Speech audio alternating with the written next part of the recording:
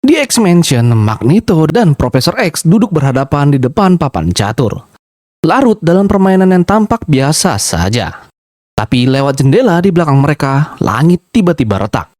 Sebuah bumi lain muncul melayang di angkasa. Itu adalah semesta Spider-Man versi Tobey Maguire dan sebuah incursion baru saja dimulai. Sejumlah bocoran besar seputar Avengers Doomsday kembali beredar. Dan kalau sebagiannya saja benar, cara kita memandang film ini bisa berubah total. Yang paling menarik perhatian dulu adalah kostum Spider-Man milik Tobey Maguire. Ternyata di Doomsday dia tidak lagi memakai kostum merah biru yang selama ini melekat padanya. Dia tampil dengan warna emas dan desainnya terinspirasi dari Iron Spider tapi tetap punya karakter sendiri yang berbeda. Kalau benar, ini berarti setelah No Way Home dan Tobey kembali ke dunianya, dia tidak berhenti menjadi Spider-Man. Dia terus aktif, terus membenahi perlengkapannya sampai pada versi baru ini. Arah cerita seperti ini justru terasa pas. Karakternya dihormati tanpa dibuat seolah terjebak di masa lalu seperti pajangan museum. Ini bukan lagi Spider-Man tahun 2007. Dia sudah tumbuh dan sudah bersiap untuk sesuatu yang jauh lebih besar daripada yang pernah dia hadapi. Sekarang soal pembuka film itu sendiri. Karena inilah gambaran paling detail tentang babak pertama Doomsday yang pernah beredar sejauh ini. Film dibuka di X-Mansion. Magneto dan Profesor X bermain catur sampai keduanya menoleh ke jendela dan melihat sebuah bumi lain muncul di langit. Semesta Spider-Man versi Tobey dan dua dunia ini sedang menuju untuk tabrakan. Untuk memahami kenapa X-Men bereaksi sekeras itu, perlu diketahui kalau mereka sudah menghadapi incursion bertahun-tahun sebelum kejadian ini. Beberapa anggota X-Men lama termasuk Storm dan beberapa karakter dari film-film Fox sudah gugur dalam incursion sebelumnya. Itu sebabnya sejumlah mutan yang biasa kita kenal tidak muncul lagi di jajaran Doomsday. Mereka gugur lebih dulu mempertahankan semesta mereka dari tabrakan-tabrakan yang datang sebelumnya.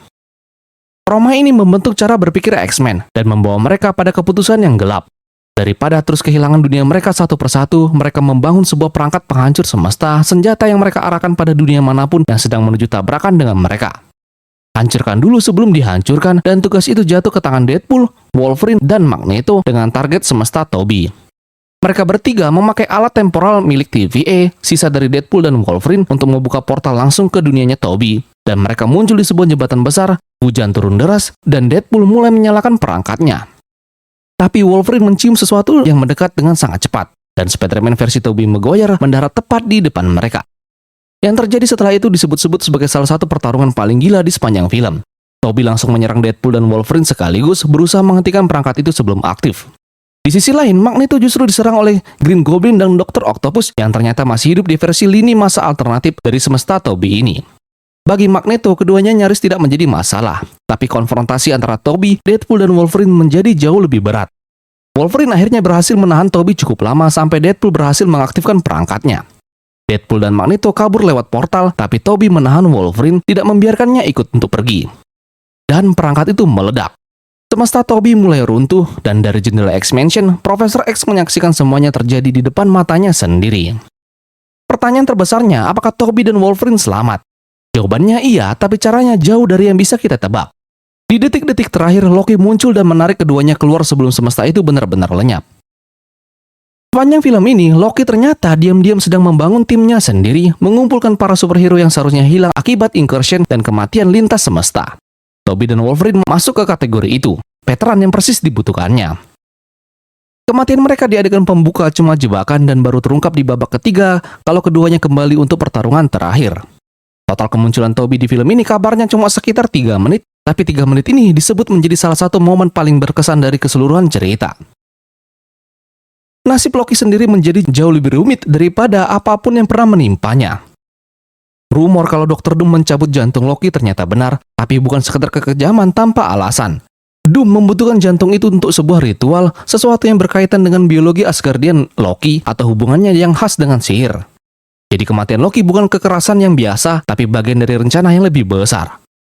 Tapi ketika Thor berdoa kepada Odin setelah dikalahkan Doom, yang datang justru di luar dugaan.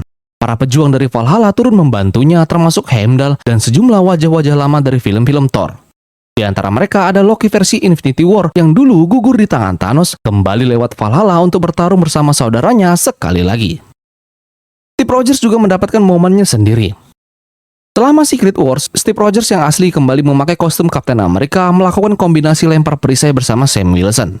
Sebuah adegan yang disebut menjadi salah satu momen paling menggetarkan dari seluruh rangkaian dua film ini.